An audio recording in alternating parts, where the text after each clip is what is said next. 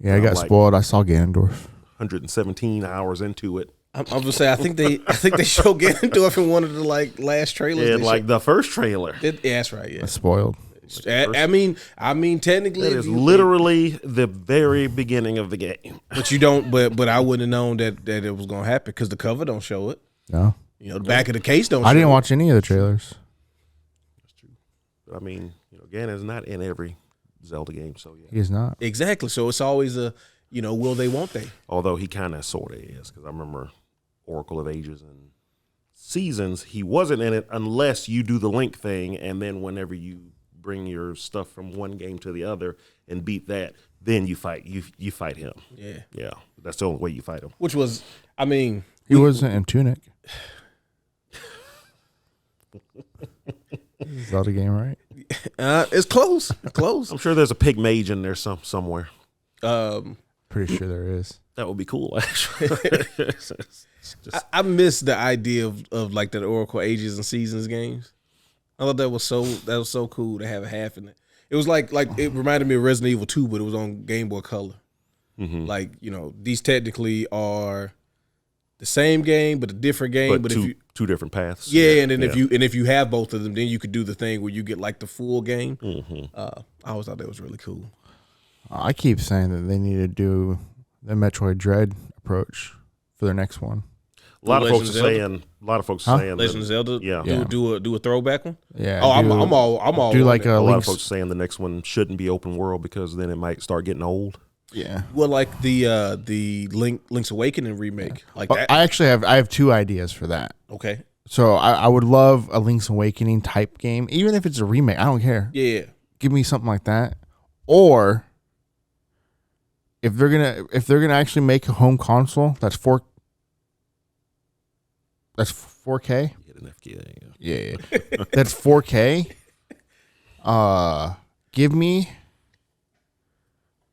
a Resident Evil 2 like remake of Ocarina of Time. Oh, Nintendo more than most other companies print money at that point. Should be looking at what they did with the Resident Evils, being like, we can do that 17 times. Well, they kind of already did it on the 3DS, so yeah, but that was the 3DS. Come on, bro. I'm talking about what drove me nuts is everybody was like, "Well, this looks exactly like the N64 game." Was like, you obviously hadn't played the N64 game in a long time. People blanked out like in their minds those 64 games. Beautiful. Trust me. Yeah. Because I went back and played a lot of 64 games, and I'm like, hey, my brain was telling me stuff looked a certain way, and it didn't. Like those wrestling games, in my mind. It's because you went from SNES or Genesis to the 64. Yeah. So it makes you look a lot better. CRT, too, if you play it on a LCD or whatever now, too. It's like. The CRT was giving you some extra graphics, some extra detail, especially stuff was made for it, yeah. Like, that's why sprite games always look better then, and now they look so pixelated now.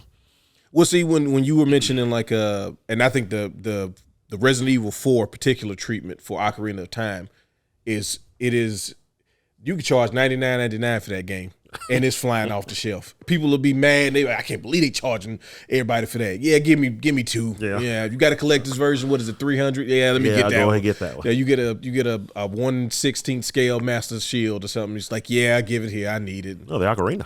Yeah, there you go. Does it work? Nope. Give it here.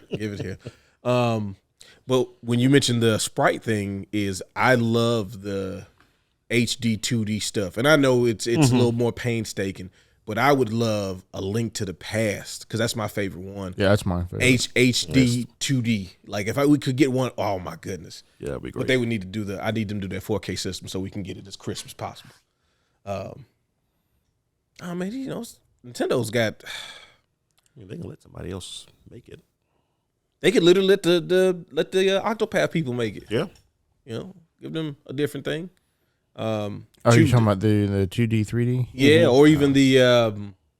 I know this is a much smaller team, and it's just talking out loud. But the team that did the Euden Chronicle Adventure, like I know it's the same team, but it's not the whole same team. Wasn't that Atari or something? Yeah. Like that game, which I know a lot of y'all sleeping on. That's okay. But the Euden Chronicles Rising. That's a really good game. Really good game. Really it's just an intro to the actual RPG. It is a fantastic. And it's on Game Pass. Game Pass. If you didn't back them, because if you backed them, I think you just got it right. Well, no, you had to pay extra for it, which they hustled you. It was $7 more. You did it, didn't you? And you got I did it. And could have got you already had Game Pass. Then it was on Game Pass, and then it was like, and Game Pass actually got it like a few hours before I did. Huh. Well, I mean, if we had to pick between giving it to Microsoft or you, Yeah, I think Microsoft paid a little bit more for that. Yeah. Hold on, Microsoft. Hold on, Phil. I think Game Pass ended up getting it like a day early because I got my code a few days before it came out, and I was allowed to download it, but it didn't activate until like the day after it came out on Game Pass. Chill out, Phil Spencer. We need to make sure that Nolan gets his copy first. You know? He did pay the extra $7. I did pay the extra $7.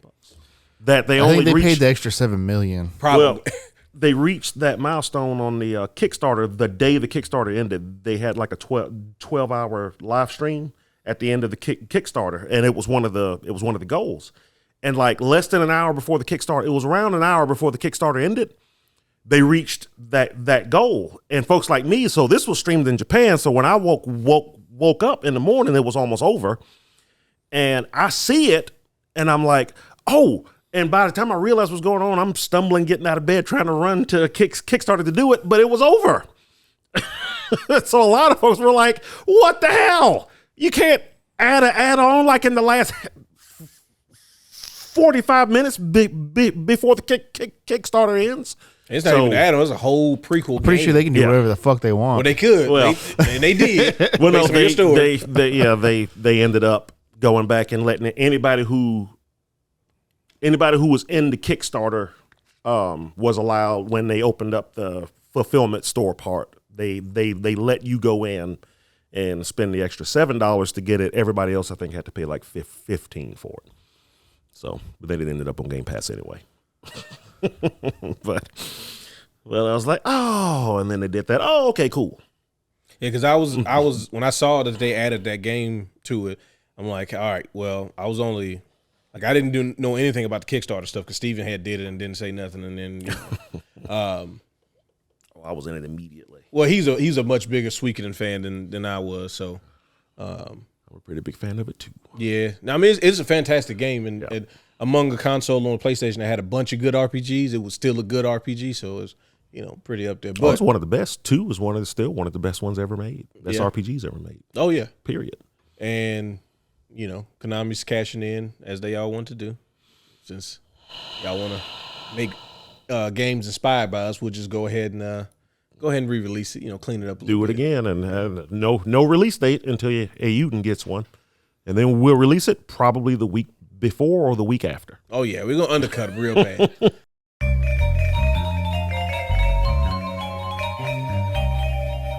Engage. Greetings and salutations. Welcome to Winners Don't Use Drugs, presented by Engage Gaming, episode 83.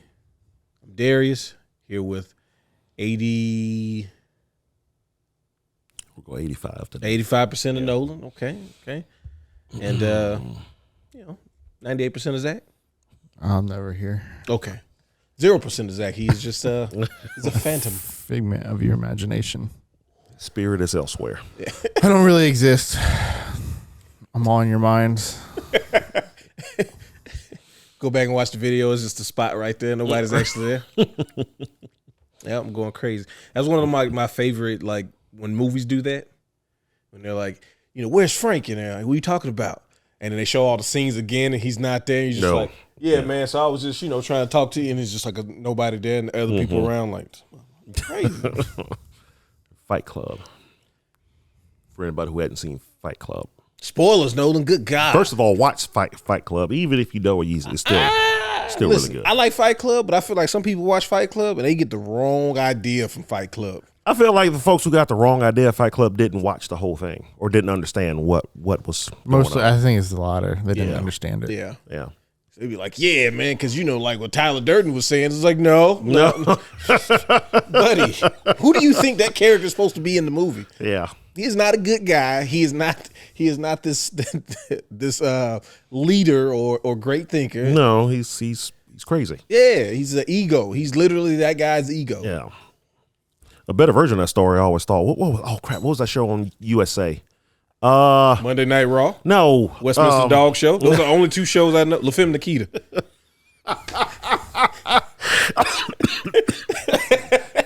Forgot about that one. Yeah, because it comes no, on no, after no. Raw. No, but the computer hacker guy. The computer hacker. Oh, guy. Mr. Robot. Yeah. I never watched that. That Oh, it's show really was good. great. Yeah? Yeah, it's really good. And I I watched always, it all the way through last year. always described it as a better version of Fight. Did you finish it? Fight Club. Yeah. Do they have a club that they fight in that they don't tell people? Well, it's not the Fight Club. It's like the other stuff. Though, Okay. a lot of it. That's like. But the thing I like about it the most. It took a turn for I was not takes a turn. expecting. Yeah. But that's why I like it. It's like one of those types of stories. But it shows you the after. So like the last scene in Fight Club. And then it's like, what's going to happen? Well, this walks you through it. Oh, and I was okay. so happy for it, too, because it was like, okay, this is what everyone thinks they know, or, they have this idea of what's going to happen if X happens, then Y. But no, they show you why. And it's like, yeah, Y kind of sucks. And it's like, that's actually what probably would happen. And then it finally makes its way to Z. Yeah, it finally makes its way to Z. And the ending was kind of weird, but again, if anybody doesn't like the ending, they probably didn't understand it. But either way, it's really good. If you like Fight Club, I would recommend that. Yeah, it was really because I watched the first season when it first came out. Yeah. And then I didn't watch anything ever again until last year. I randomly picked it up and watched the whole thing. I'm like, this is really good. We were trying to find stuff to watch. This is Yeah, because it has that for little, the NBA season and all of that when we were. it has that twist in season 1 that I figured out, and then they tried It has to a twist twist in again. season 1. Well, kind of, yeah, if you don't. Don't say no. I'm not going to say Go it. back and watch. No. I thought the twist wasn't until the second season. But then, well, they tried to do another twist in season 2, but that one was like, I figured that one out like episode 2. So I said, oh, they tried to twist it again. So, okay. I don't remember. I have a terrible memory. And then season 3 is when things go sideways. So How many seasons were there? It was 4, right? 4, yeah. Yeah. I started watching Sopranos. I had never watched that before. Yeah, I've always thought about going back and watching that. 'Cause I've never I've seen seen it. bits and pieces of it, and I mean everything I saw was always good, but I didn't like watch it when it was out. I I think never it'd grew be up with hard- HBO, so we never. Exactly. Yeah. Anytime I had access to HBO, I wasn't supposed to have access to HBO. It was some sort of nefarious mean that we had access to. Didn't they always once in a while do like free weekends? They would do free stuff too. Yes, they Every would. now and then, but I never hear about it. I mean, I have HBO Max, so it doesn't matter. But Well, I mean, you're talking about like I'm back talking in the about day. when we were kids. but yeah. They used to do like HBO more so than anybody else. HBO do it like 3-4 times a year. Cinemax and them will do it like once a year, and you had to be ready because you get some of that Skinemax, But no, I think it would be hard for somebody who wasn't like at least some sort of teenagerish during that time to kind of see how like people interacted and just worked and lived and like the absence of technology because Oh, yeah. it start like that. The show starts off. it's funny watching those shows. Yeah, I guess it would be like the early 2000s that show starts, or was it late? Was it? I thought it was late Yeah. 90s. Post nasal drip. Ugh. This podcast is now about The Sopranos. Yeah, it definitely ran in the early 2000s because I feel like I watched with the jail show. Oz? Oz, Oz was before and Sopranos. Oz was Started in 99. Okay. So it did start in 99. Yeah, because Oz was like 97. So I remember 98. Oz. I watched every Cool. episode That of was Oz. yeah. Did you? Mm-hmm. Yeah, had the beast using that wild one, wasn't it? Didn't somebody just pass away from the Oz cast? Um, The dude that was in NBA 2K? Wasn't he in Oz? NBA 2K. Yeah, it was like 2 years ago. He was like your agent or whatever. Oh yeah. Before they did, what's his face? Bro, first of all, that's what we need to do an episode on. We need to talk about time splitters. Next time splitters is gonna be the evolution of the My Player mode and how terrible it got when it became a Spike Lee joint and all of that. And hey man, first of all, justice for Dirt Bike Donnie. You know what I'm saying? He didn't deserve that. Your main character in the Spike Lee version of 2K, he attempted murdered or potentially murdered somebody, and his friend took the fall. And it just comes up randomly. Like I'm playing the game, it's like, yeah, your goal tonight is to score 11 points and get 4 rebounds. Like, all right, cool. Had me a 2010 game. Things are going good. Remember when you killed Dirt Bike Donnie? He's like, hey, I just asked me about my Gatorade sponsorship. And now this dude is over here telling me about that. Your friend dies in the game. Like he has a high-speed chase after he's a high-speed chase where people were shooting at him, and then he crashes and dies. And then he shows up on the basketball court in a white sweatsuit with white Air Force Ones to signify he's a ghetto angel, I'm assuming. This is a basketball game. This is a basketball game. No, you can't skip the cutscene. It is 45 minutes long.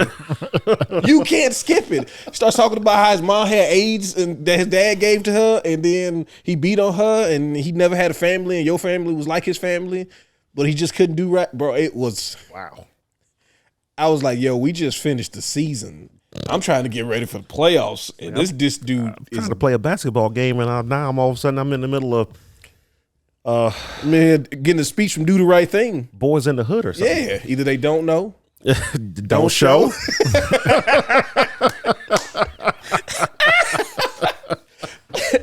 Bro, 2K is wild. Wow. Okay.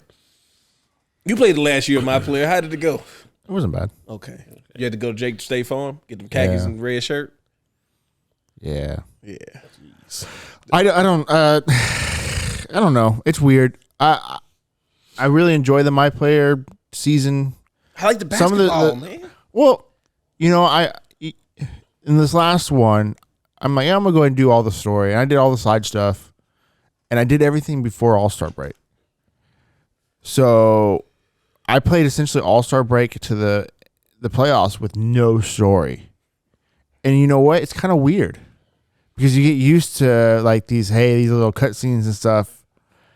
And then you get to a point where you don't get any of them. So I understand why it's there. This is the problem. So they some of the storylines are weird though. Around about 2K, I think it's literally the one before the Spike Lee joint, or maybe it's the one after. So there was this nice balance of cutscenes before and after games, not just the press conference stuff, right?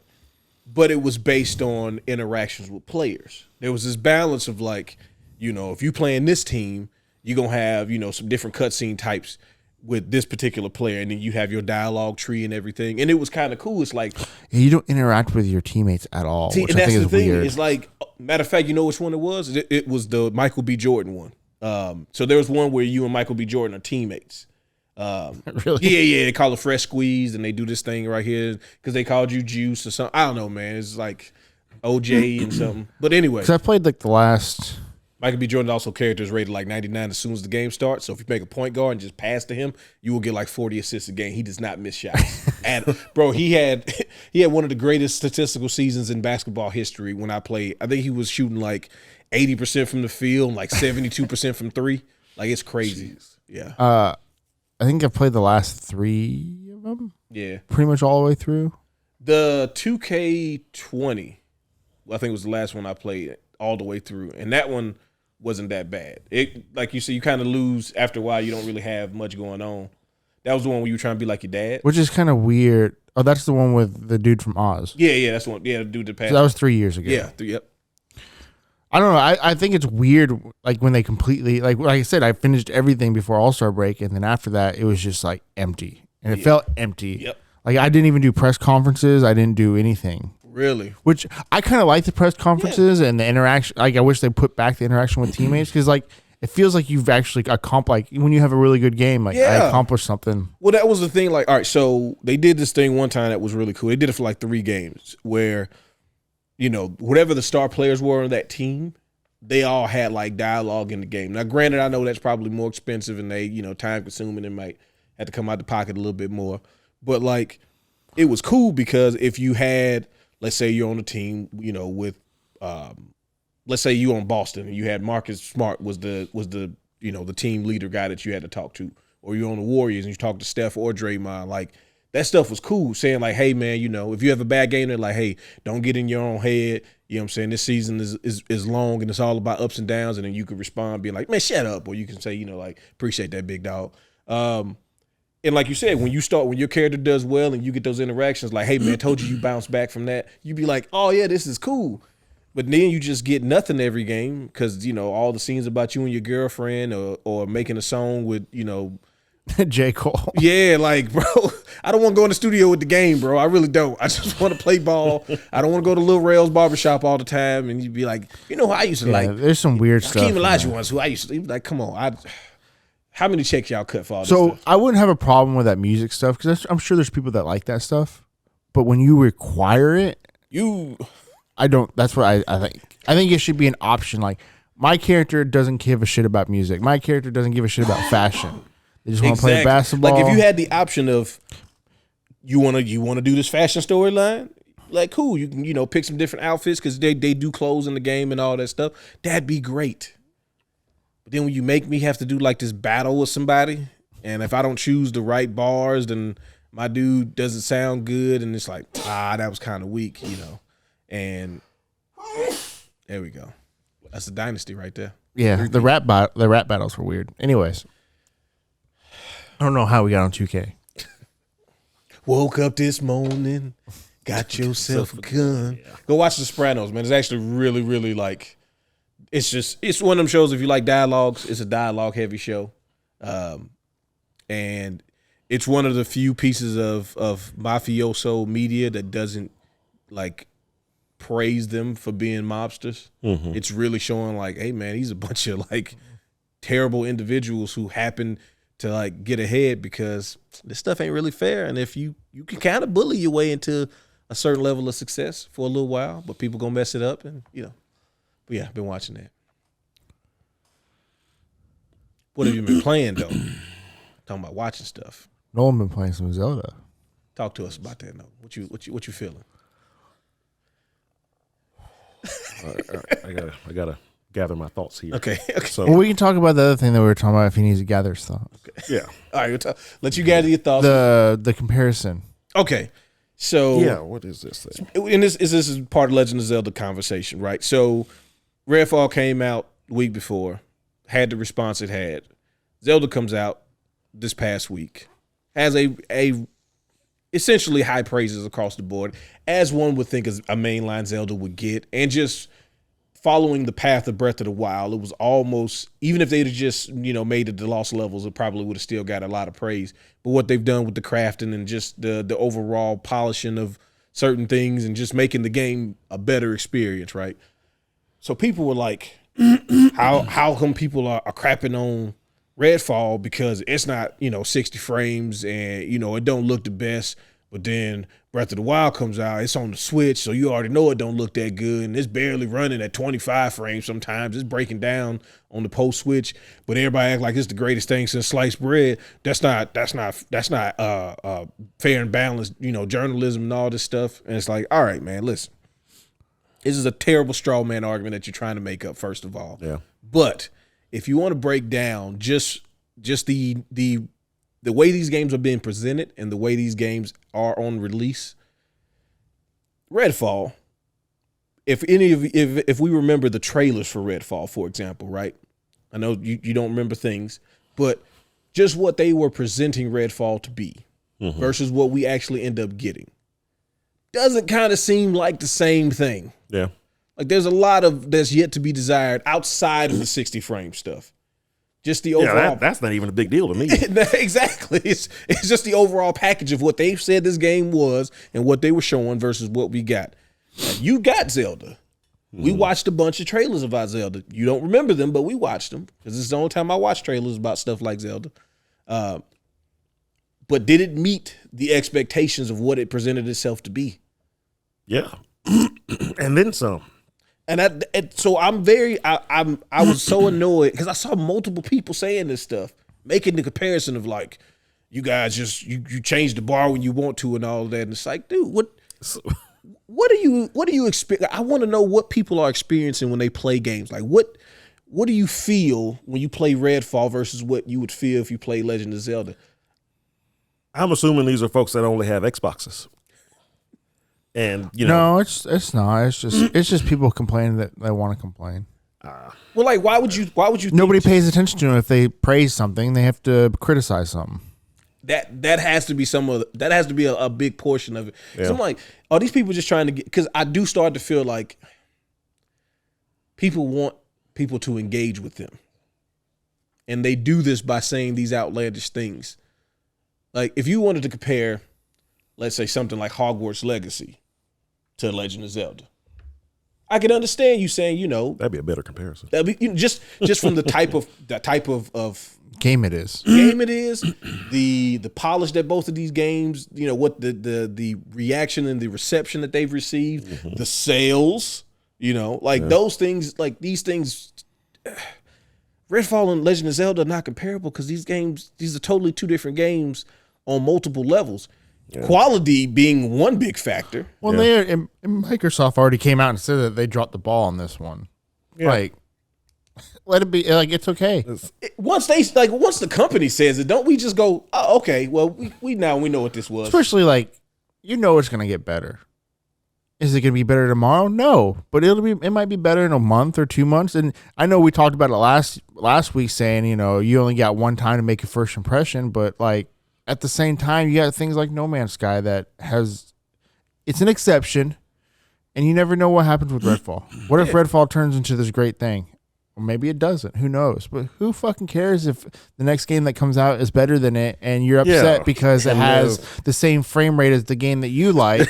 Like, who fucking cares? Right, that sounds so crazy. As you said it, I'm just thinking, God, that sounds crazy. It's the same frame rate on a different console, not even the same type of game, not even the same type of setting. Like, there's nothing. You're comparing a handheld to a home console. A home console, yeah. And now, if the Switch was built true to home console and it was supposed to be 4K, yeah, people would be complaining. People would complain about Pokemon when it came out. If this game was on the PS5, it would be a whole different story. Yeah. Like, Pokemon got a lot of praise, but it got the criticism it deserved for the things that didn't work well and didn't perform well. Mm-hmm. So, I remember the week that game came out, and I asked you remember. It's like, why didn't they just get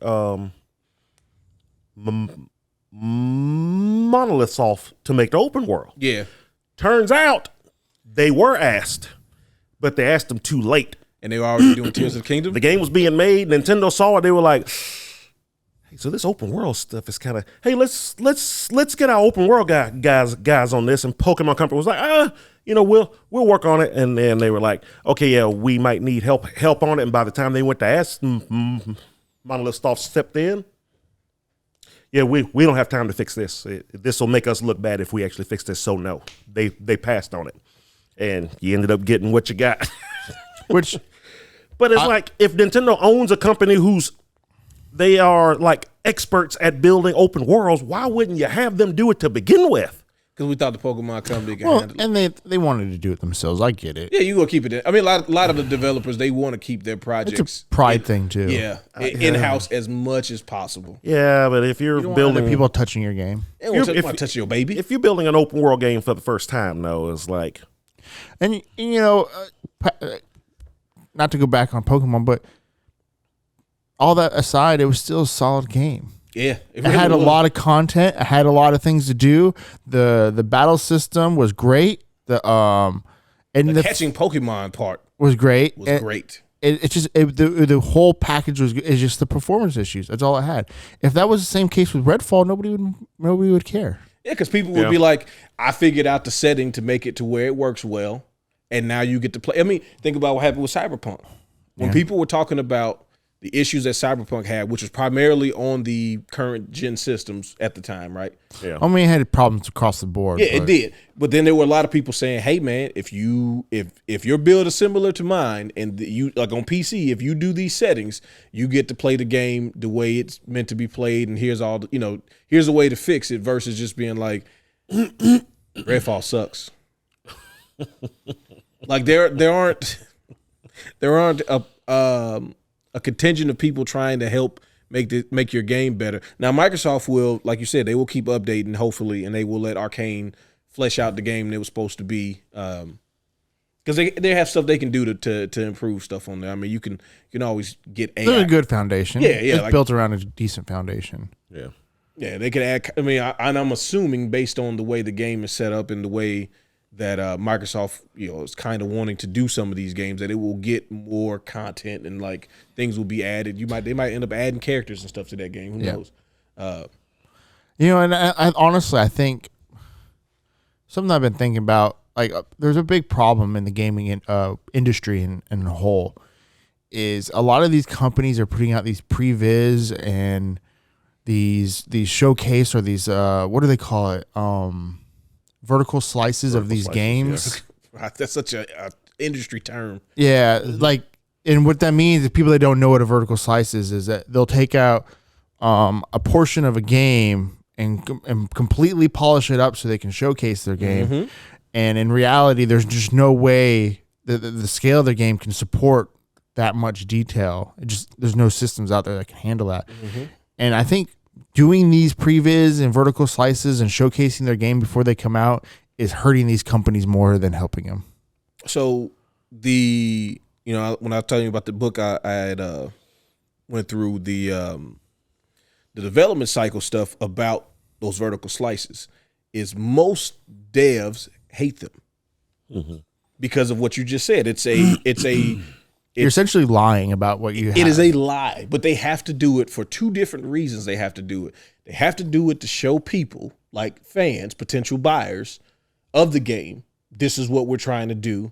And they also have to do it for the publishers, because publishers don't actually know what is required to make the game. They publish games, right? Most of them are big money companies, basically, like EA.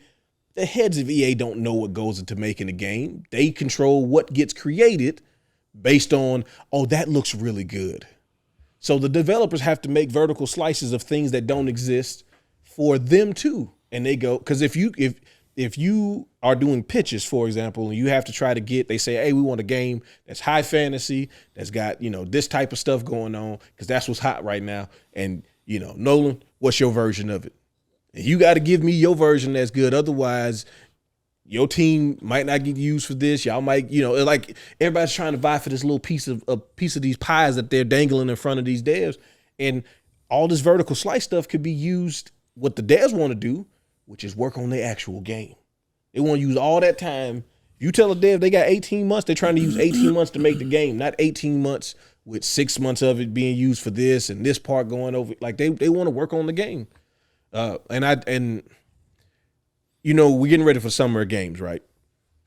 And as a fan, Summer of Games is fantastic, right? Because we get to see all of this new stuff. We get confirmations on rumors of games. We get stuff like Armored Cores being announced, like just all of these possibilities. The wheels get to turn, and you start thinking, oh man, maybe this be the time where we get the Metal Gear Solid remake. That'd be cool. We won't. Maybe we get that Ocarina of Time HD remake as the launch game for the new Switch 2 or whatever they do. But we won't. But we get excited for it. But there's a whole bunch of devs dreading this time of year for this reason. Well, they're dreading, yeah, like the last three months or so, because now they're stopping working on the game and they're having to make something to show. Yeah, in June. So, and then I don't know if you guys have noticed this, but it seems like there are more of these, like Summer of Games basically replacing E3. Basically, it's a more drawn out, more actual game focus, less presentation, right? Yeah. But then we started to get all of these like state of plays and these showcases and stuff like that. And it's one thing to be like the Nintendo Direct, which is just videos of games for the most part, unless it's something where like it was the Smash in-depth stuff. It's usually just, here's some videos of some stuff that's coming out soon. But now, like some of the Microsoft showcases, it was like 4 games. You don't really need to you don't need to stop these guys' work on the games to do like 25, 30-minute sessions with each of the creators and have them show you this stuff and talk about this. The gameplay vids was only like 4 or 5 minutes during them showcases. They just loop them and make the people keep talking. And it's like, I mean, it's cool that we get a little update, but we don't need all of this. And how much of those things can start affecting the creation of these games? Is that part of that? They got to do so much more pageantry, because you still got like PAX East and you got TGS and you got, these other places, and somebody's expected to drop something that's at these events. Yeah. Like every time. Now Capcom's kind of doing their own stuff too. Like they don't have like a fest or anything, but they're like, yeah, we got enough IPs to start doing like, little pressers and whatnot. Yeah. But let these people make games. Just let them focus on that. If the game is good, it won't sell itself. Like you do have to do some sort of like get it out there to people, get the buzz going. Yeah. But you don't have to like Show me actual gameplay. I don't need to see these previs, slice of life, or vertical slice, whatever you want to call it. I just want to see the game. And if it's a good pretty game, much everybody, yeah. If it's a good game, then it'll sell itself. Like if you show it, show it. But if you give me these promises, like so, it's because I watched a video. Dude, we're not getting what we think we're gonna get on the day before, or whatever the game is fucking called. Oh yeah. Oh yeah. Did you see something else new on it? Yeah, I watched like a whole video, and it was just like, yeah, we're not getting what we saw. There's just no way. There's no way. But like, they showed that the vertical slice of the game, and it looked amazing, and everybody was pumped for it. But no, we're not getting anything near that. There's just no way. There's no possible way. Be a 15-minute game. Right. It looked really good though. These 15 minutes is bad 15 ass. minutes is, yeah. Just But you know, that's and pretty we much got it. that small clip. That's probably the best we're gonna get. You talking about when the caked up chick was walking through the zombies and Yeah, all that? that's the best.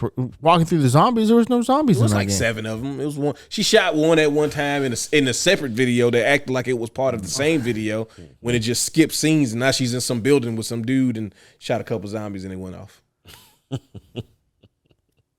And honestly, the worst thing for a lot of these things, like that game in particular, and new IPs, right, is you These end new up. IPs, they're getting trashed because of that stuff. I'm talking about just murder ball, like Redfall and whatever the day before is going to be. When you build up something and you're a new IP, you launch, and it doesn't at least get close to it.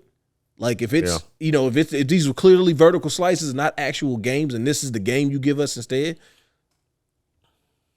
I know it costs you money to make this. You losing all of that. Yep. And if your actual goal was to become a game like a company that makes games that people want to play, even if your next game is good, you probably won't get the attention and like now people lock those things in. They make a decision on your company as a whole really easy. And now all of a sudden it's like if that company comes out with anything after that, come on, man, we're not gonna give it a chance. Most people aren't gonna give it a chance. It's the people from the day before. Yeah. Like that's what you're gonna be. You're That's gonna be what the they're people. gonna be, exactly. The people that made the game that was bad, that lied about the game, that the game came out was bad. Like it's just that's a nasty stench. Like you can't get that's really hard to get off of you. You know, Redfall, fortunately for Arcane, they do have some goodwill already built Right. up.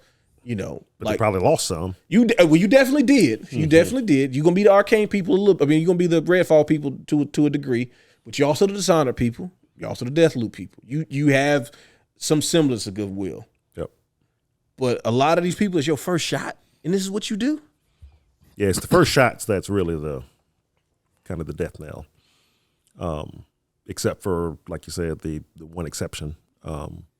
Being No Man's Sky. No Man's Sky, yeah. Because Final Fantasy 14 had the privilege of having Final Fantasy 11 in addition, just for the MMO space, not even just the Final Fantasy. I'm about to space. say they have 13 other games. Exactly, Also. with that too, with a couple some spinoffs too. But just from the MMO space, they had Final Fantasy 11 to be like, no guys, we can do this good. We've done this good before, you know. So I think that was part of the reason why they could come back. But dude, it's Really, No Man's Sky is like one of the only exceptions. especially to be that successful that much later. And I wouldn't even call them that much successful. I mean, they're surviving. Yeah. No, it's pretty successful. Well, I mean, I think that They could be like, but if they would have came out with what they have now when they promised it, they'd be.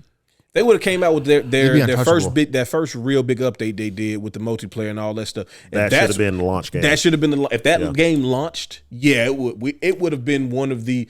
It may have been near like the Minecraft type stuff, where it's like this is the game that everybody plays on every platform type of thing. 'Cause that's what Minecraft turned into. It's one of those games, and there's not many of those. And yeah, they were able, and maybe the No Man's Sky 2, they would have a chance to do that. Yeah. But I don't even know we'll if they're going to even go in that direction at this point. Shoot, as far as I can tell, they're just going to stick with this until until the wheels fall off. I mean, I don't blame them. It'd be like the Destiny approach. You could try to make Destiny 2, or you could just keep updating the thing that you got, because that's what it seems like Destiny 2 is going to be. It's like we That's just going to keep basically- updating this.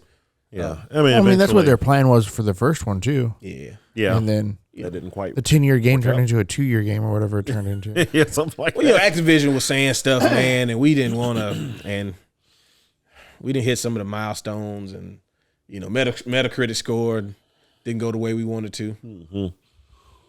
Activision gave them the ability to buy themselves back. It's like, look, we gonna drop you guys, but if you want to give us some money, we'll.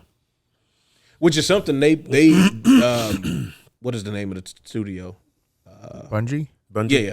Bungie, when they did the Activision deal, they put that in there on purpose because they were like, the reason they wanted to do it is because they were afraid that they would get Halo'd again. Mm-hmm. Where they make something that the publisher owns and they can't do what they want to do with their own idea.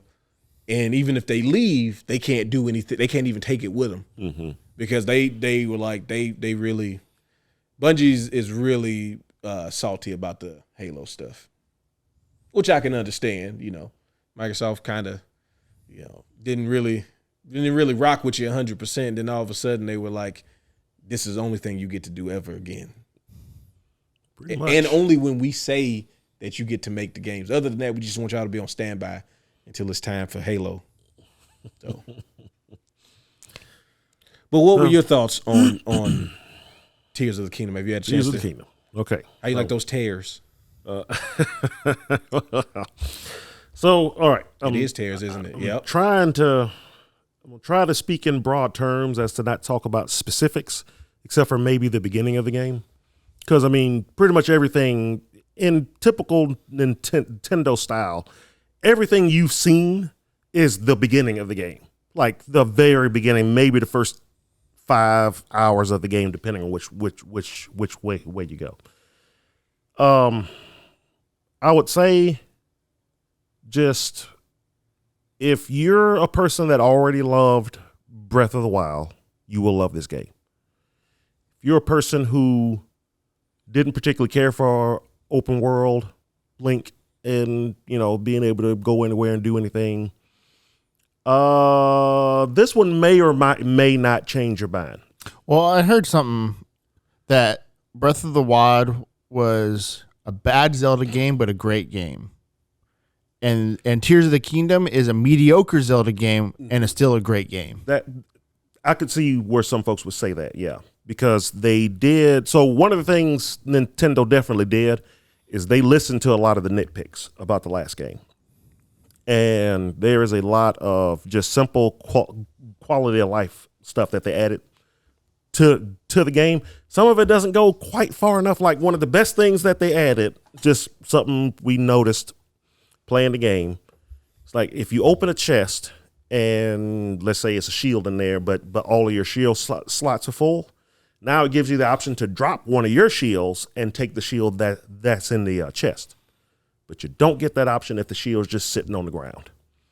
It's like, So close. yeah, So close. It's like, can I have that here Hopefully, too? hopefully They'll go back and people keep talking and they can patch it up. yeah. But I mean, just but a lot of the other stuff is you won't even realize it unless you just played Breath of the Wild like I did, for the last couple weeks. So it's still fresh on my mind. And then you get into this game, it's like, oh, it does that now. Oh, you can do that now. Oh, you don't have to do that now. So just overall, it feels better. If you liked, like me, the sense of go anywhere, do anything that Breath of the Wild had, is definitely still here. But I think one of the byproducts of them making this more of a Zelda game is that it narrows, at certain points, it can narrow what you can do. And I think that was the whole point of why they didn't, because I really feel, okay, this is why they didn't do this in the first game. Because in the first game, once you get the power to, take off of that original thing, you can go finish the game. That's not the case in this game. There's no way you can finish this game. The boss just doesn't exist yet. So there's that. I'm sure some folks would be like, oh, well, it's not as free as the last one. And in a lot of ways, it's not. But they kind of make up for it with like I said originally when they showed the building stuff. They put more toys in the sandbox now, and that just completely changes everything. Seen a lot of Giant flaming penises. a lot of flaming penises. Great job, guys. Keep it up. And but Nintendo had to know that this was going to happen. Yeah. Of course, it's a whole thing in any game that where they let the players make stuff. There's a thing they call TDP, time to penis. It's like, how long will it take for somebody to make a phallic, something if we allow them to, and it's so Immediately. Immediately. It's almost always immediately. That is the time. There's no number in that space. It's like time to penis immediately. Immediately, yeah. So yeah, there's definitely that. But no, and the good part about it is if you don't want to build anything, you don't really have to. There's pre-built stuff there. There's parts just laying around everywhere. But almost everything that can be done with something that's built can be done without it too. In fact, that might be the more fun part for some folks. How the hell am I going to get all the way up there? I see they give me this stuff here, but I'm going to try to see if I can get up there some kind of different way. And 9 times out of 10, you can. So the whole, like I say about the last game, the game doesn't say no thing, is definitely with that, with how you build stuff. One part, you have to get up to a high place and it's like a sheer ice edge, and they just leave some parts there. And I've seen now, I watched last night actually, while I was playing the game, I was watching somebody else play the game, and they got to the same part, and I'm like, oh, let's see how they do it. They did it completely different way than I did. I was like, oh, well, they gave me like 5 logs over here. Well, I'm just going to put the logs up. I'm going to stick it up here, and then I'm going to ascend through the logs and get up there. I did it kind of the easy way. And so, and apparently logs has turned into the kind of the cheat device of the game I was reading this morning. Well, you could interact with them a little too easy? Well, it's just, so. You just chop down any tree and get a log, right? Yeah. Yeah. It's better than bad. It's good. Log. You all should know this. Just the sheer amount of things that you can combine and create is just it's only, you can do pretty much anything that you can think of.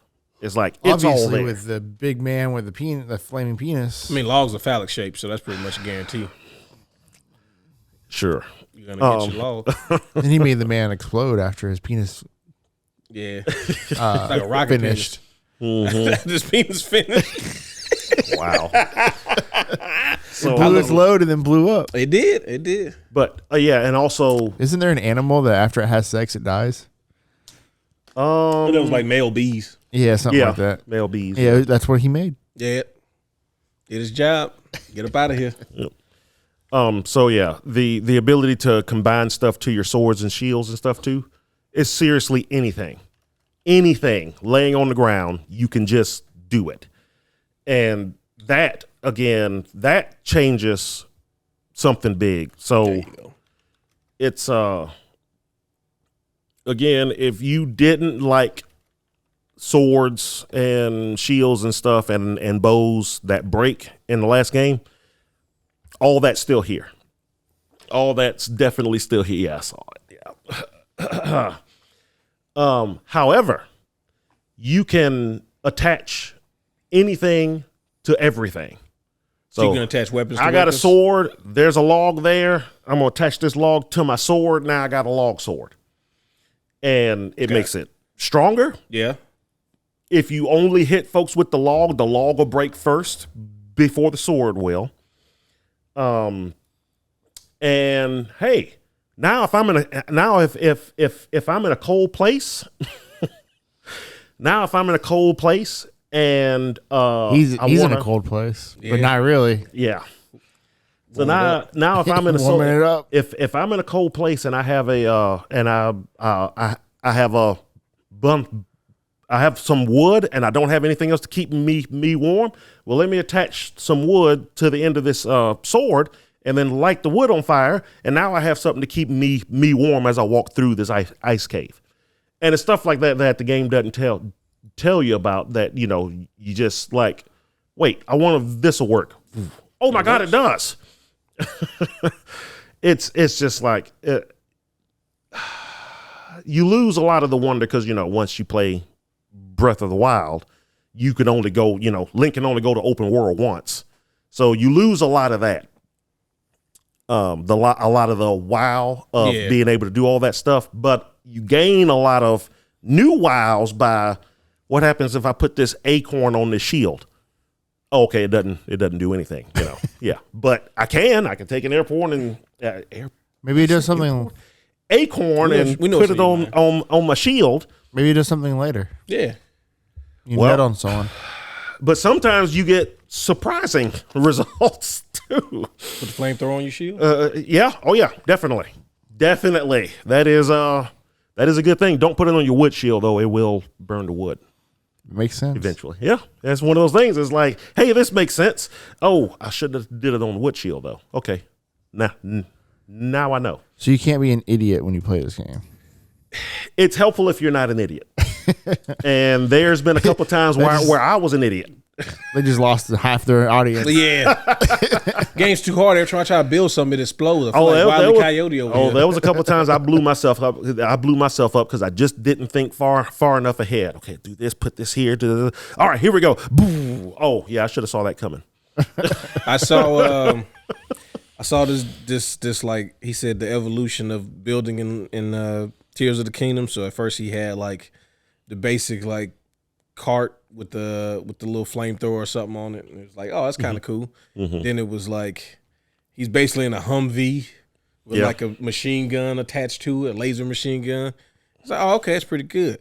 And then he's in like this tank with like the 17 lasers beaming down. It's like, that was really good. Yeah. And then it's just in a bomber jet thing. Like he just concocted this bomb, and it's just raining down bombs on everything. Oh, okay. Yeah. Okay. And Wasn't there another game that already did all this? Scribble Nuts?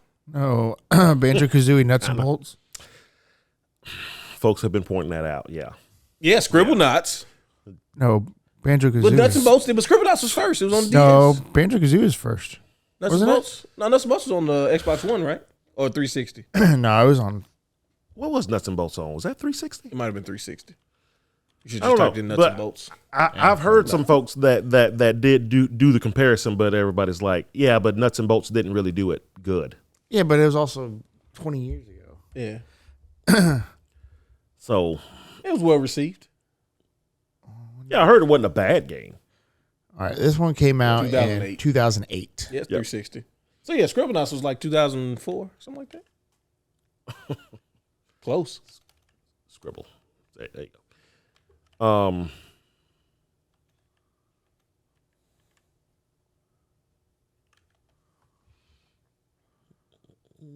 See, Scribble Knots, 2009, really? Banjo-Kazooie takes the dub. Banjo-Kazooie did it first. There you go. So, like gameplay itself, I guess, you know, it's being able to attach anything to anything kind of changes that, because they, from the beginning, everything is like messed up. So all swords and shields and stuff have this rust on it that you can't really do anything about. So as that, which kind of forces you to say, hey, you should probably try to reinforce this thing because everything is screwed up. Anything is screwed up anyway. But like, so you start the game off and stuff happens immediately, and you start off really in the sky. So you get kind of a view of what the Sky Islands are kind of like, and it's like the plateau in the first game where you pretty much get every ability that you need to play through the rest of the game while you're up there. And after you're done with all of your stuff in the sky, it's like, okay, so I think I'm done with everything I need to do up here. What do I do now? And they're just like, jump.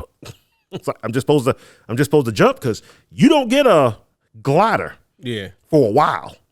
you do eventually get one, but they make it seem like you're never going to get one. So that is like, so I guess I just have to, okay. And you jump off the side and then you get back down to the ground.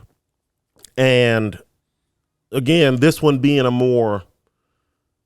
them putting more Zelda stuff in it, they more actively tell you what you should do. It's like they make it clear. This is what's going on. You should go here first. And then as you go there first, they drop heavy hints. Great. You should go here next. You go there next. Hey, awesome job. You should go here. So again, you're losing the go anywhere, do anything. It's not that you really can't, but the game really wants you to do this because there are like set things in the game now, like dungeons. They are in the game. I've been through 2 of them now. They're great. Which is one of the big Zelda things that people were complaining about. That was like, well, the last game didn't really have any. It definitely had one, which would be the end of the game. And then there was the beasts too, which kind of sort of were, but they were kind of smaller versions of it. Well, this game, They were like super small. yeah, this game definitely does more because as far as I can tell, there's at least 4 of them now, and half of it is getting to it and then doing actually it. So, but yeah, it definitely tries to hold your hand a little bit more, particularly in what you should be doing. If you just want to play a Zelda game and don't worry about all the extra stuff, the game is like, okay, you just want to be Link and play like the older games. We're going to tell you what to do in order to do all that. But you're still free to go anywhere. So it tells you where you should go, but you know what? I'm going to go this way first. And that's totally fine because you can still do stuff out of order, but there's definitely an order that the game wants you to do things in, at least for the critical path of the game. If you're just trying to get through the story, it seems like you can get through pretty. I don't want to say quick, but like I say, they definitely. A lot of the meat is the side stuff. That's like it sounds to Like me any open world game. Yeah, it sounds like I was thinking like Skyrim, for example. Like, yeah, you could just go do the Davakin stuff, and you fight Alduin, and yay. Yeah. But like you said, here's where you should go.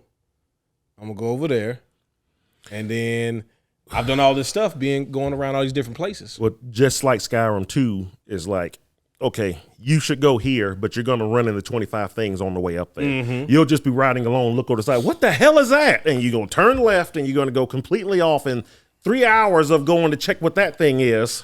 I had to go check it because it could have been the greatest part of the game that I needed the best weapon. And there is a couple of times where that has exactly happened. Yeah, you got the good weapon that way. It's like, what the hell is that?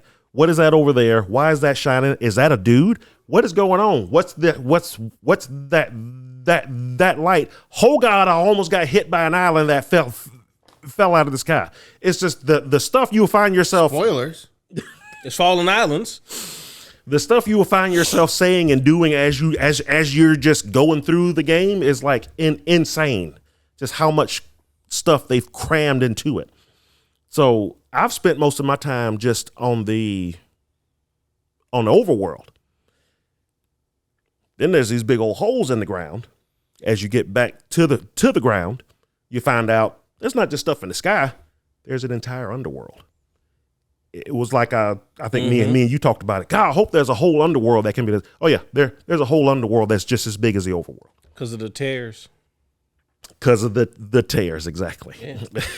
The kingdom has been torn.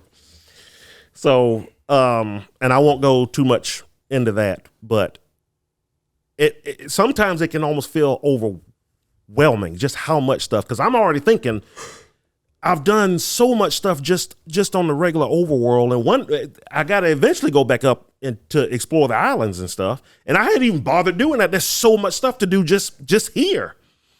So that's why I'm having a hard time trying to but it sounds focus on what it is. But you've really been enjoying yourself. Oh God, which yeah. is the whole So point I was going to be the guy that even if it was just more Breath of the Wild, I would have been like best game ever.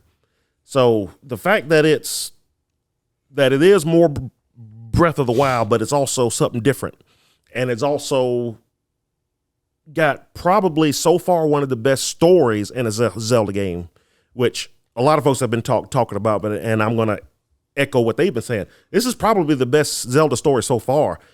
Why I've been kind of stuck on the story path, because I want to see what happens next. It's like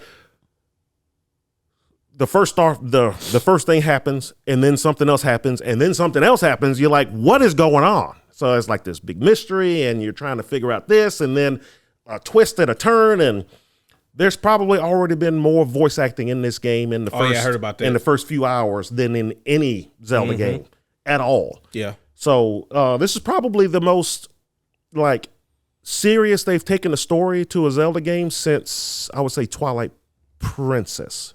Because I thought about that. I was like, has any Zelda game really had a story like this before? And that's the only other one that I could think of that really had character-based kind of stories, because, Midna had her whole backstory and everything, and then when you find out Ganon is involved in it and what Spoilers, bro. What Zant actually. If you haven't played Twilight Princess by now, I'm sorry. 30-year embargo. Yeah. But Zant, and then his connection to Ganon and Midna and the whole Dark World stuff, and yeah, story wise, it already has me hooked, because it's like I'm in the middle of the mystery now, and I almost feel like I want to go through and just finish the story as fast as I can, because I kind of want to know what happens. Well, you only got 2.5 weeks. Yeah, bud, you need to get on it. Whatever. Time's ticking. I know. We get the next. We already talked about it. You're required to be here on the 2nd. Yeah. I'm not trying to hear none of that. Whatever you talking about, bro. Like, let that go. Get in here. Tell your brother to come. That's cool. Yeah. Stop playing. We can deal with. We'll figure it out. But we'll be able to deal with two of you at the same time. Yeah, we'll work that out. Let's see. The shrines are still there. Most of the shrines, especially the early shrines, are basically just to show you how to use certain things. Is Nintendo still doing a good job teaching? Yeah. Oh, definitely. Because a lot of times now, this goes back to they're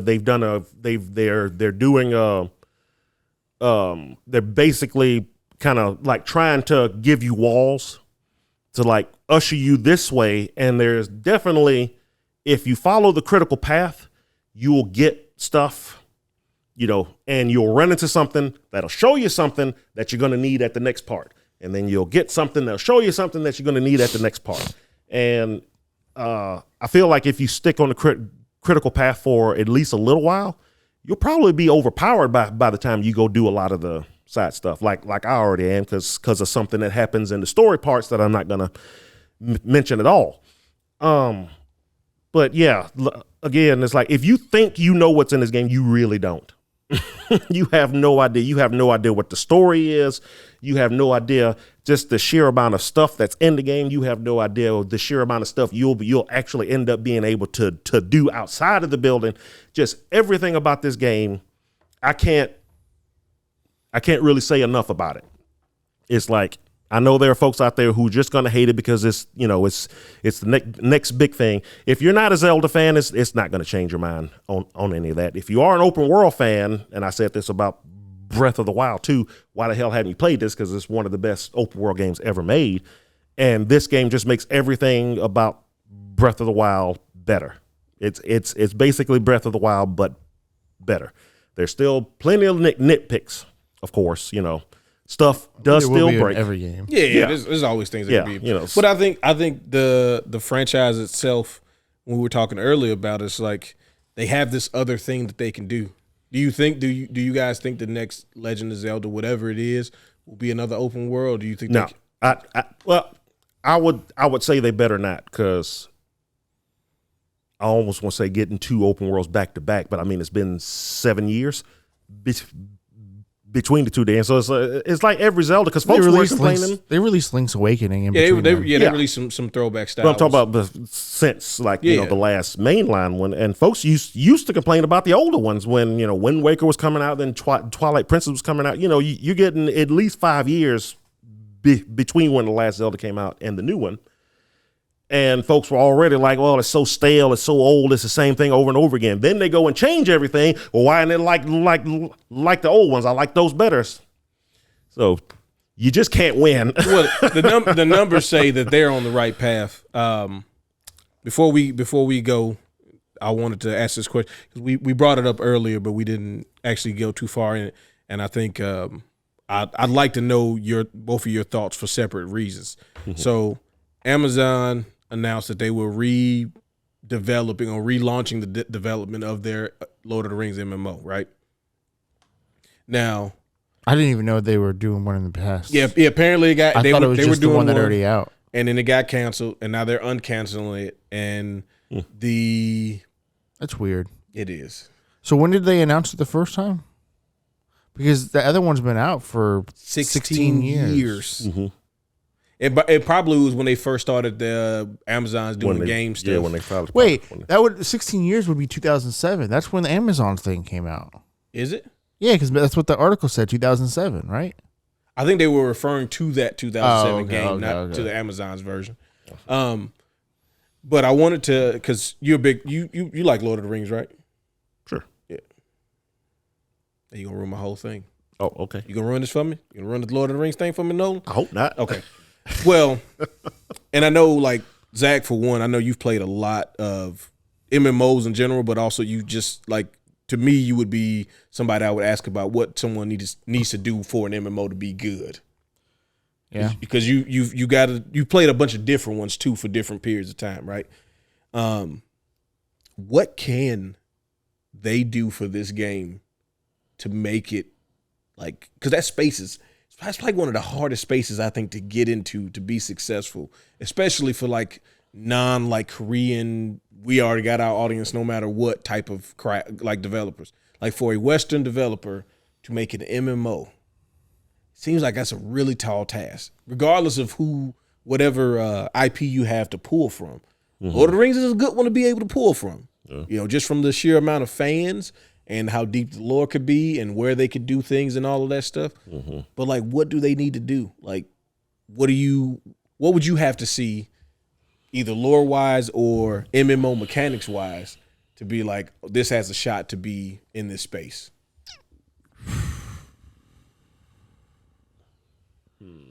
I don't know. I think to be successful right now in an MMO space, I think you're gonna need an IP. So pulling Lord of the Rings is probably the smart move. Okay. Me personally, I don't care because to me, Lord of the Rings is just like World of Warcraft. Like obviously they're different, but it's the same. But it's the elves, dwarves. It's the same. Whatever thing. other monsters you want to use. Yeah.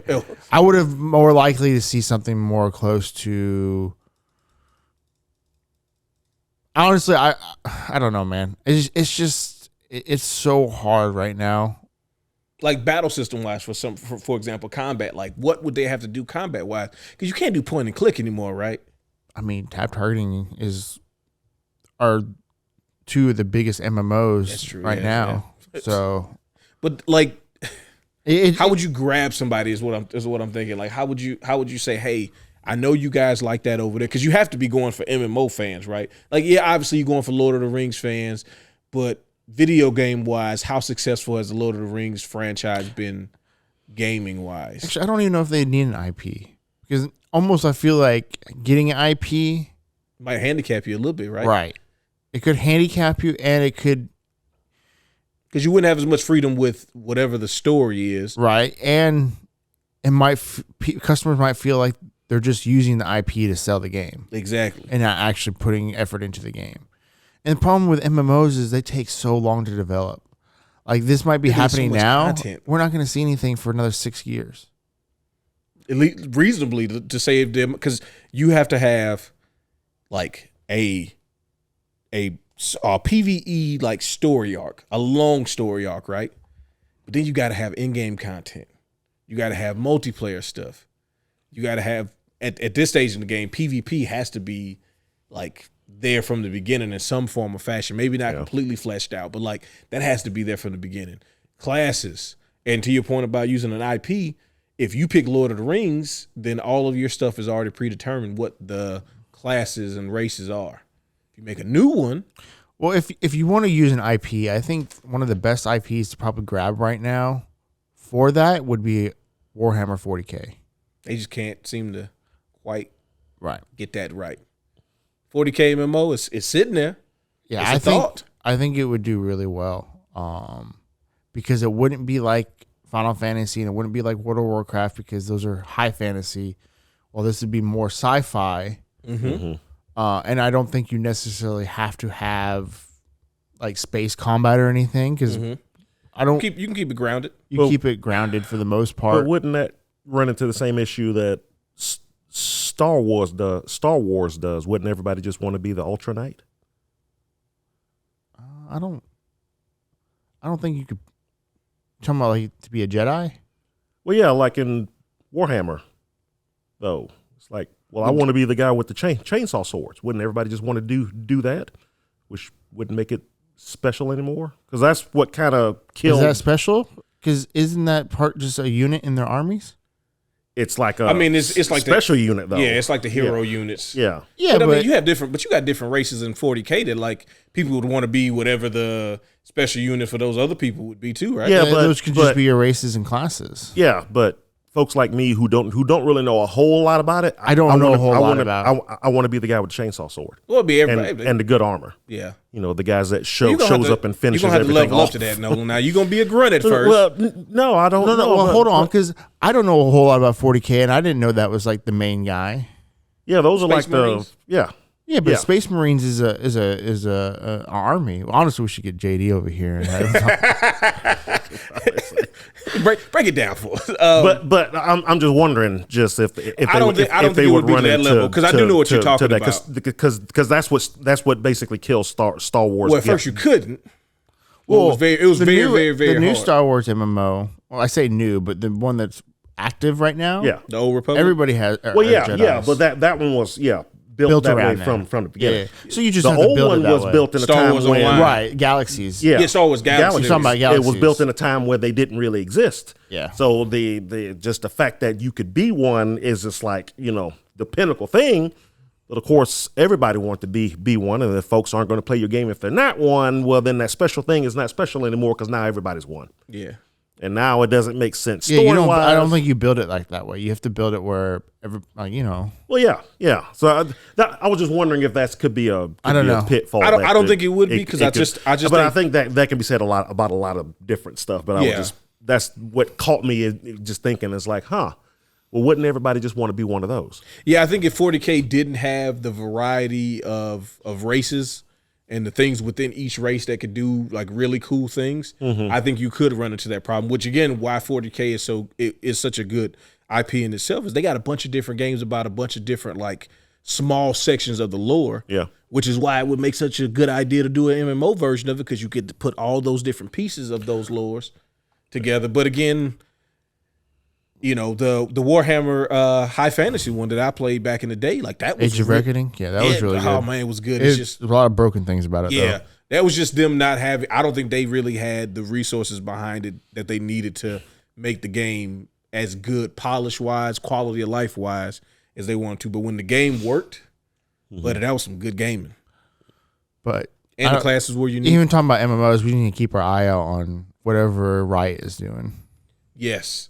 Cause Because that would be especially like League of Legends is high fantasy, but it's also a lot of But there's also a lot of not high fantasy stuff in it. There's a lot of sci-fi stuff in it, too. the whole Fantasy.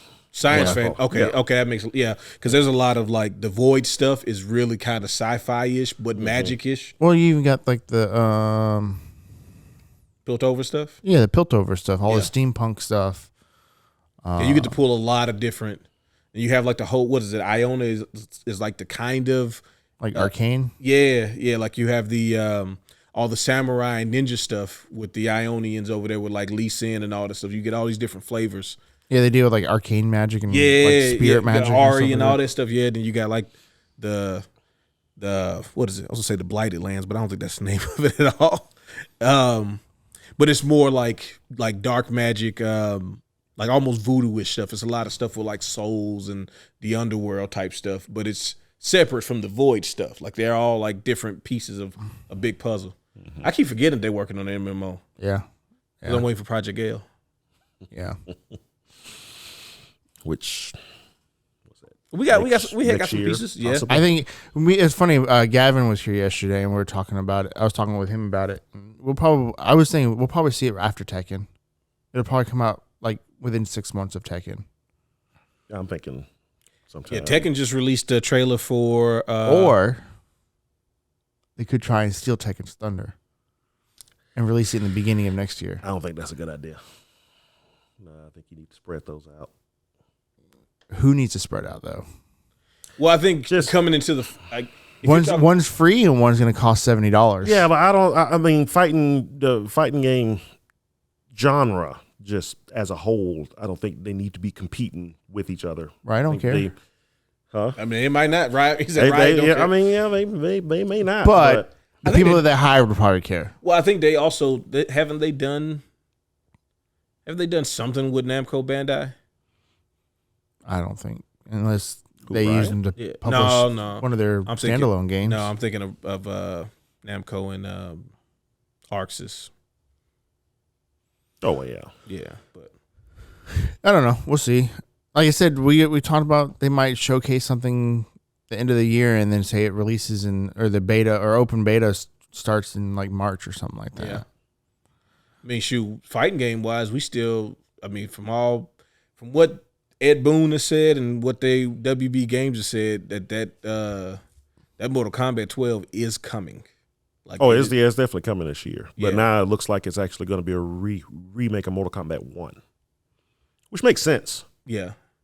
But also, it considering does, how 11 ended, and then all the hints that they've dropped since. It's see, all right.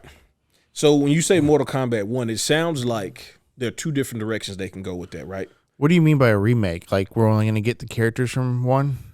Well, so Or are you talking about story wise? Well, so 11.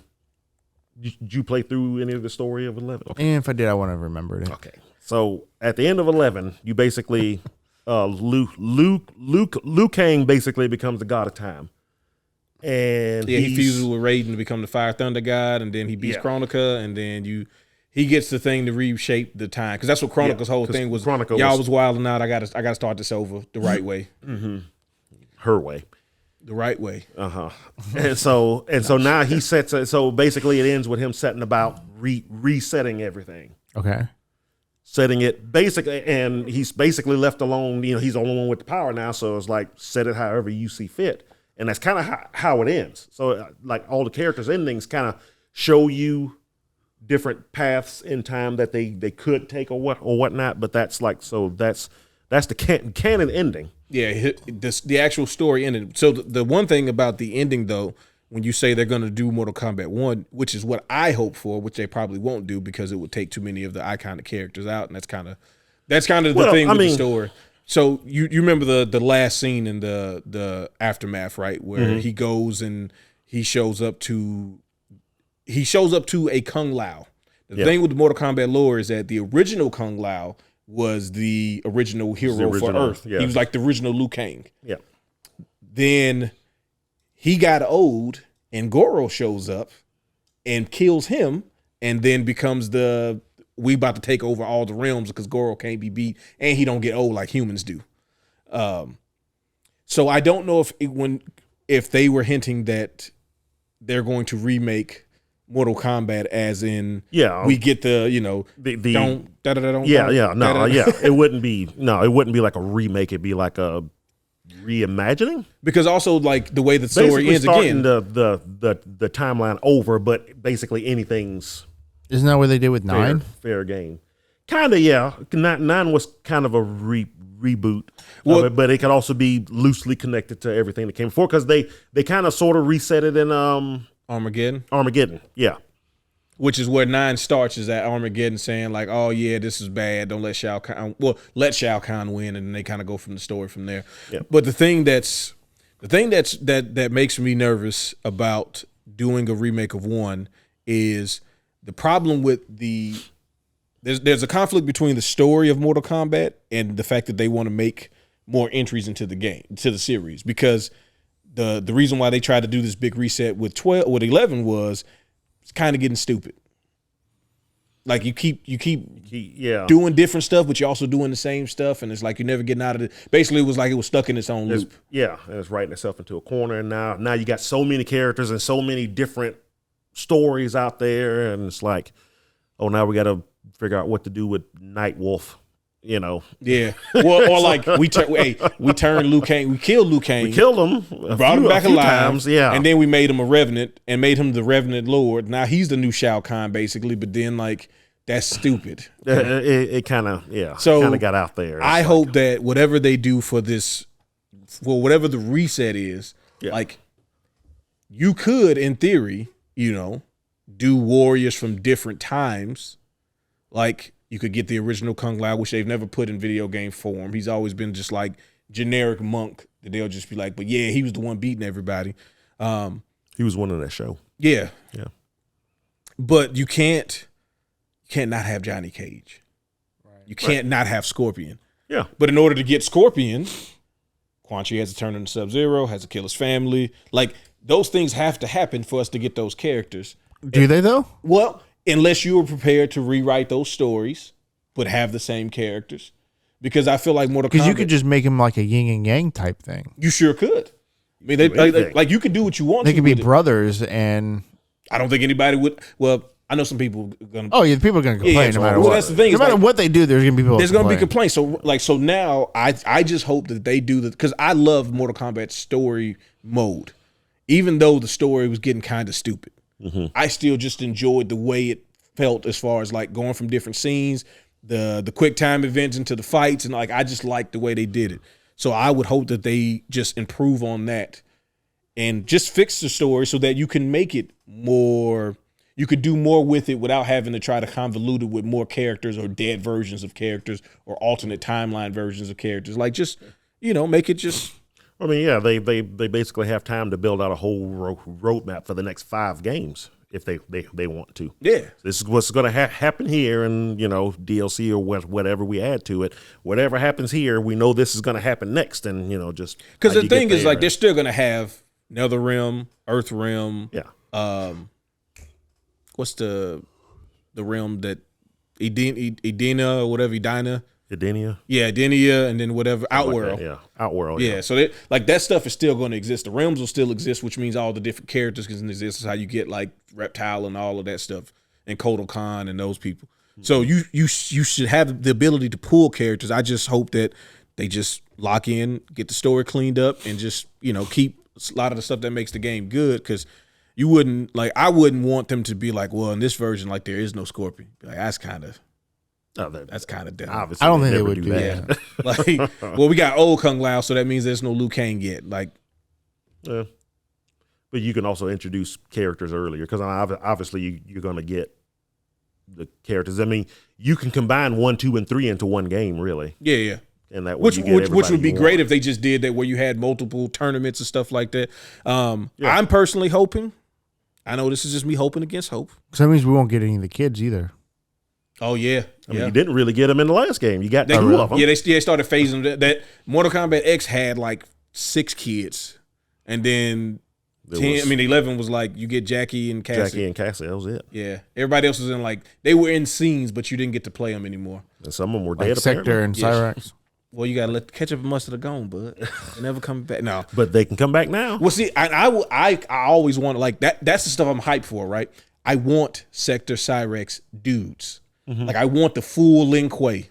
Yeah, and think about characters that came after that, kind of shoehorned into the story that now you can flesh them out more. Yeah. You can meet Raiden's brother earlier. You can meet. So you telling me there's a chance that we get Cobra? I mean, he looks like Ken. Anything's He's possible. a Mortal Kombat Armageddon. He's terrible. Yeah, he literally looks like Ken with Taekwondo gi on. Yeah. No striker. Ed Boone, I know you're not going to see this, but if you do, let's just not do this again. Okay? Stop putting the security guard as a main character. Okay? Let's just It doesn't work. Nobody likes him. Nobody wants him in there. So you don't like Striker, and you don't like what's the dude from Street Fighter? Ronaldo? Is that what his name is? Who? Is it not Ronaldo? What's his name? Who? The dude from Street Fighter with the baton. Eagle? Oh no, I like Eagle. I like Rolento. Rolento. That's I do like Rolento. Yeah. How'd y'all not figure out Ronaldo to Rolento know, when I said he had a baton? You said Ronaldo, so I'm trying to think what country is he representing? I can't remember his stupid ass name. Oh, speaking of Street Fighter, Lawrence is who you talking about? What's the city? What's the main city? Mad Gear City? Metro City. Metro City. Apparently that's in Canada now. It's like a border between like Canada and the U.S. Who said that? This is the map they show you on Street Fighter 6 when you go around. That would make sense. So it's like that's why Abigail is in it, because he's from Canada. He just cross over the border. So he just slips in. Cross right over. A. Yeah. I'm big like Hugo. A. I don't like Abigail. Even bigger. Yeah. And dumber. But that means I want to see what they're gonna do with Mortal Kombat 12. More than likely, we see something at Summer Games, right? Oh, I think we definitely see. I mean, where else? Yeah, if it's supposed to come out this year. Well, folks were thinking they were going to announce it at the end of this month, and I was like, well, unless Warner has something else going on, I don't know why they wouldn't just wait till June. Nah, if they were going to announce something, they needed to do it last month. Yeah, but they've been dropping hints hard the last few. Well, they did weeks, the 30th anniversary thing, and you don't want to do it around Street Fighter release. No. Mm-hmm. Well, no, and they're pretty clear on that. They want to steer clear of that, and they want to steer clear of 8, and they want Street Fighter has this time, Mortal Kombat has this time, Tekken 8's going to have its time, whatever after that is going to have its time. Yeah, and that's just better for everybody. Project L, and then whatever SNK's cooking up was probably So the way it's going to go, we got Street Fighter in June. This fall we're going to have Mortal Kombat. Next spring we're going to have Tekken. Summer we're going to have Project L, and in the fall we're going to have MVC4. Oh, that's right. MVC4 comes at the end of 2024. Okay. I'm going to take you for a ride. Mm-hmm. Well, I wonder if they're looking at all the modding and stuff that they've been doing for 3. Oh yeah, because that's starting to be a big thing again, right? Yeah, it's because they finally and his group. Well, he did his thing where he was offering $5,000 to anybody that can figure out how to add these characters into the game without making them a palette swap of a character that's already there. Mm-hmm. And somebody did it, and he gave them the money too. Yep. He's like, here you go. Yeah, he said here the dude was like, I did it. Here's the download and everything. If anybody has questions, let me know. And Max was like, here's the transfer, sir. Yep. You've earned your money. Took a screenshot of it. Mm-hmm. You sent this guy $5,000. So, which means now that you have the entire base roster of MVC3, Ultimate MVC3. Yep. And all the new characters that they can just keep adding to. And it's like, it's going to be at Evo for crying out loud. Now, the modded one's going to be a side tournament that obviously is not going to be officially there. But I wonder how many folks are going to sign up for that as opposed to the actual, the base game, because, folks, Capcom's got to know that folks want MVC. Yeah, I mean, it's the two things we want from Capcom outside. That's not of Infinite. That's not Infinite. Yeah, if you're talking about fighting games in particular, there are, we have the staples, right? We have Street Fighters, Mortal Kombats, Tekkens. But MVC was there. Was always like right there with those. Yeah. It's just that Capcom just did some weird stuff, but also the Marvel. Like, I think in addition to Capcom, the thing with Marvel with the MVC thing is that is not Capcom's sole property. Right. So they have to deal with Disney. That creates some, and it's the Disney part. I think that's the real issue. Yeah. Because prior to Disney, I don't think it was that big of an issue. Well, yeah, because it's one of the few things Marvel was getting money from. Yeah, exactly. They were in dire straits. You want to cross it over again, Street Fighter, and then the Capcom. You keep putting all of them in there. Go for it. Yeah. Do whatever you want, please. Cut the check. Use whatever characters you want. Bro, hey, let me talk to you about something. Have you guys thought about putting, since you're doing fighting stuff, right? Have you guys, and you're just throwing us out here, throw some Silver Samurai in here, the chick with the 6 arms. I mean, come on, guys. We got a lot of cool things in here that you can start grabbing from, all right? If you guys thought about doing, somebody from, Kree Empire, maybe remember the guy with the tomahawk, with the mohawk that looked like, Captain Planet? You want to throw him in here? Oh, he'd be awesome. Yeah, wouldn't he? Oh my God. Just come on, put some. First of all, why hasn't Mr. Sinister been a playable character in MVC? Yeah, but what does he do though? Mr. Sinister, Like fight wise, be creepy, lick his lips. that was like when folks were wanting Phoenix, right, including me, and they almost put him in Tatsunoko versus Capcom, Which he would have actually But then fit they were way like- better in. but what is he actually gonna do? Say objection. And hurt you by saying, like, That's literally, all you need. Look, literally the thing that he ended up being. You say that, It works. but then you have to animate like him actually fighting because it's a fighting game at the end of the day. Yeah, So what is Mr. Sinister gonna do? He's going to be out there being creepy and sending the 4 horsemen at you. Didn't they make Phoenix right? Yeah. Oh yeah, in MVC3. And it worked. They eventually did. It took them that long from when they thought about putting him in a game to when they finally did. And I still say that he would, I like him in 3, but also he probably fit a lot better in Tatsunoko than he would have, just because of the silliness in Tatsunoko more so. Mm-hmm. So, but When is Evo? It's August, right? yeah, Okay. So we'll keep an eye on the groundswell, the grassroots movement of the Ultimate MVC3 mod community. Yeah. Because they might just, what Capcom might just do too, though? They might just shut that shit down. well, it's a side tournament that they, it's just folks are going to bring the game. They can't really stop them from doing it. Shut it down. No, Capcom doesn't care. You know how they can stop it? They could easily stop it. Go tell Disney. They could just pull their games. Oh, yeah, that too. You can't do Street Yeah, Fighter 6. which shows that since they hadn't done that yet, they don't really care. Not yet. Not yet. It ain't popped up on our radar yet. Now we talking about Max sending 5,000 to some dude. We could have got that 5,000. To mod a game that they aren't even selling anymore. That they're selling for like $5 at any given time. They don't care. $5,000 we could have got. That's true. And if the Resident Evil remakes didn't go as well as they did, they might be looking at that $5,000. We could do it. We could use $5,000 really bad right now.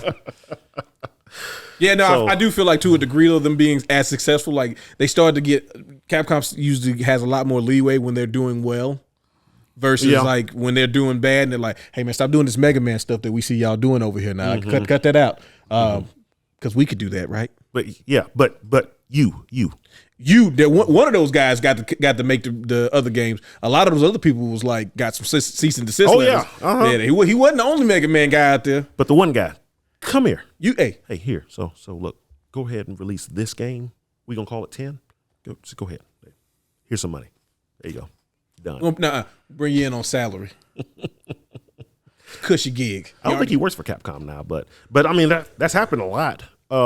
That's how oh shoot, what's the Microsoft name? picked somebody up that way too, didn't they? A bunch of companies have. I don't know about Microsoft specifically, but I know EA. That's how EA got Some company that gutted.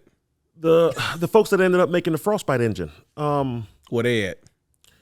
They're still there. Oh, okay. I forgot the name of the developers, but EA found them because they made the Modern Warfare mod for Bad Company too. Battlefield 1942. There we go.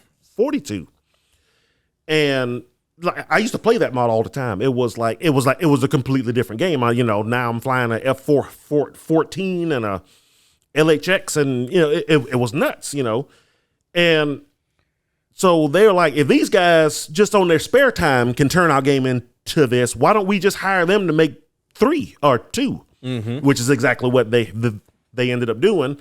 The engine that they helped create ended up becoming the Frostbite engine. Is that a good thing though? For better or worse, I was about to say. It started off as a good thing until the Frostbite engine, until they tried to cram it into everything, and it's like Allegedly the engine is not good at menus. yeah. Because I mean, think about it. It wasn't really made for that. It was made to blow stuff up and to shoot stuff. Yeah. That's all it was. That's all Now you it was telling made people to to do. make Dragon Age on it. Exactly. And they're like, hey, so how do we get leveling up to work? And they're like, we don't. It doesn't do that. It's like, so we have to write from scratch the code so that you can level a character up, which is why all of the level up options were drastically cut between Dragon Ages 1 and 2. And between Mass Effect 1 and 2. Yeah. Mass You had Effect- subclasses on Mass Effect 1. Yeah. You could go 2 subclasses in from your base class on Mass Effect 1. One you got just by playing the game, you got to like level like 20, I think it's 20. But then the other one, you got to go to the moon and do the mission where the moon turns into Skynet and tries to take over the moon. And then when you beat it, you get to get a second subclass. Yeah. Forgot about that one. Mass Effect 1 is the best Mass Effect. Not technically, but just in my opinion. Yeah. Arguably. Which is wrong. You don't have bullets in the first Mass Effect. Okay? That's true. We got so much science going on, but we still got bullets. Well, yeah. They tried to explain in the Mass Effect 2 where they put the little clips in there now. Thermal coils. Yeah. It's stupid. Yeah. I wanted the cool thing about Mass Effect 1 is you get better weapons. They have way better cooldown, which means you can fire more rounds. And when you start to get to Spectre gear, because in the first game, being a Spectre meant something. Yeah. Okay. You get Spectre level gear, and you have like a sniper rifle that's semi-auto that doesn't ever run out of ammo because it never overheats. Same with the shotguns and pistols and all of that. I played 4 Mass Effect games. I only finished 2 of them. Was that 2 and 3? Yes. Understandable. Okay. Oh, shoot, I finished one like 17 times. Well, yeah. Because you're a menace. I had to play every class, and then I also had to play every class A menace. second time again to get to get the Spectre I had gear. same build. But then a lot of times I had to play every class again for the third time to get the highest level Spectre gear. And then I just played it for fun after that. So No, For fun. I was a Vanguard every single time. yeah. Oh, I always started off as a Vanguard. Yeah, I'm not doing the other classes are stupid. I want to play the soldier. He slows down time. That's stupid. I want to hold people with psychic energy. You know, Yeah, the Vanguard was the best. which also made the Except case. for Mass Effect 2.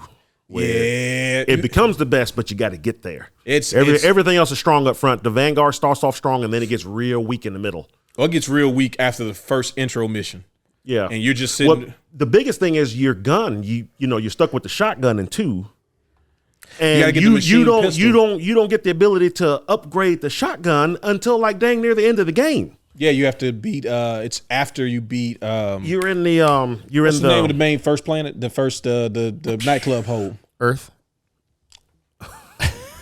You That's only my see- main planet. Look, you only see Earth in one of those games in 3. Yeah. And very shortly. That's true. And then at the end. Yeah. Omega.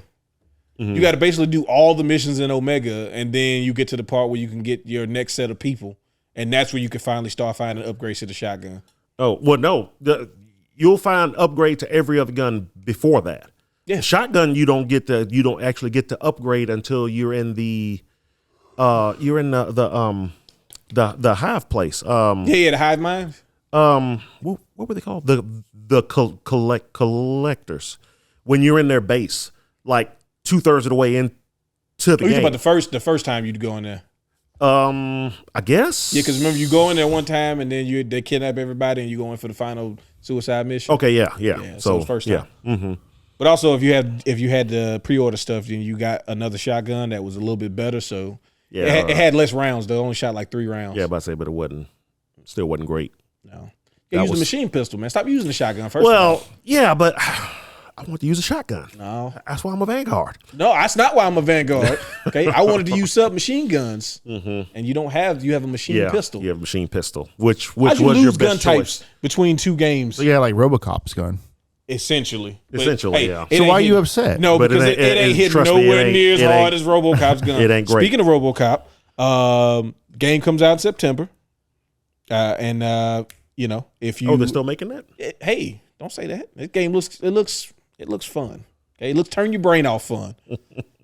He didn't say dirtbag yet, so we're still waiting for confirmation that that's in the game.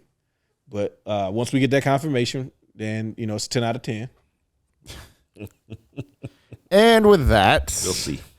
that's going to be our episode this week. Appreciate everybody hanging out with us. And make sure you like, comment, subscribe on our YouTube. Finger blast that bell icon so you get notifications when new episodes come out. Me and Steven just finished our playthrough of Resident Evil 4. Oh, yeah, I saw the last 2 episodes. Yeah, and we're about to start some new stuff this week. So there's that. And More sporty ball talk coming. Yeah, most definitely. Anyways, appreciate everybody hanging out with us, and we'll see y'all next week. Peace.